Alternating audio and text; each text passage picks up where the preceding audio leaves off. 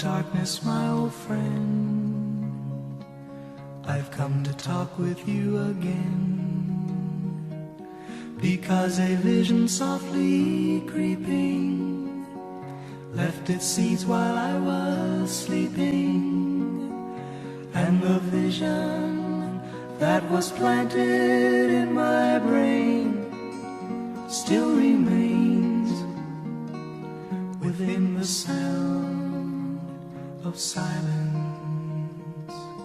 In restless dreams I walked alone, narrow streets of cobblestone, neath the halo of a street lamp. I turned my collar to the cold and damp, when my eyes were stabbed by the flash of a neon light. It split the night and touched the sound of silence, and in the naked light I saw 10,000 people, maybe more, people talking without speaking, people hearing without listening, people writing songs that voices never shared. No one dared disturb the sound of silence. Fools said I, you do not know,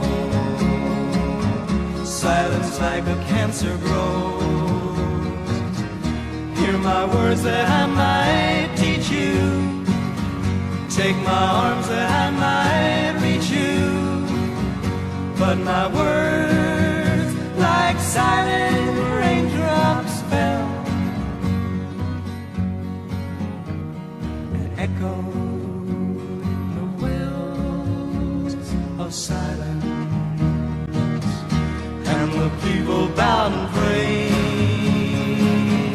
to the neon god they made, and the sign flashed out its warning in the words that it was forming, and the sign said the words of the prophets are written on the subway walls and tenement halls,